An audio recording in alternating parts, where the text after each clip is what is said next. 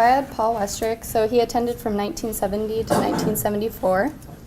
So his background, Paul was born in Whitewater, but his dad was in the phone company, so they moved around like every 2 years. So he didn't have a clear-cut definition of what his hometown was, but he said if he had to pick, he would choose Menominee Falls, because that's where he graduated high school and actually stayed for 3 years, which was odd for him. But he said that moving around a lot actually helped him because he was always the new kid, so he gained confidence and social skills. Paul had 2 sisters and 1 brother, and his eldest sister actually attended UW-Oshkosh. So Paul was deciding between Oshkosh and UW-Madison, and he was deciding when the Vietnam riots were going on, and he said the riots were really bad at UW-Madison, and so that is what influenced him to choose Oshkosh, because he didn't know if UW-Madison would even be open in the fall. His college experience, so he was here during some of the riots, but he was mostly here towards the end of it. So he did participate in a couple of them, but he said mainly on campus they were pretty peaceful compared to UW-Madison. He was a pre-med psychology major with a chemistry minor.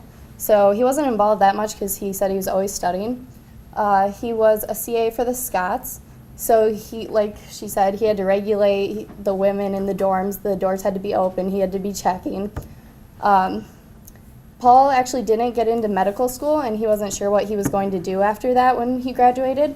So the night of graduation, his family didn't come to his graduation, so he went to his friend's family dinner, and his friend's brother took an interest in him and introduced him to a doctor that actually got him a job in a cancer research lab.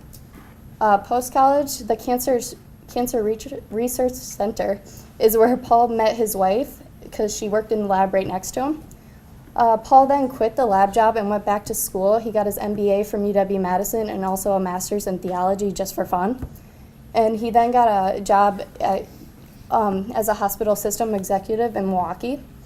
Paul's overall message was that everything happens for a reason. The clip right here.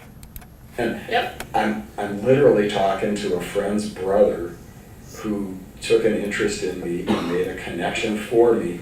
And that led to my career, yeah. Meeting my wife, my family. If I hadn't gone to, I mean, it's one of those things, if I hadn't gone to dinner with Joe, I don't know where I'd be right now. So his overall message was just that, like, to be patient no matter what, because eventually everything will work out itself in the end.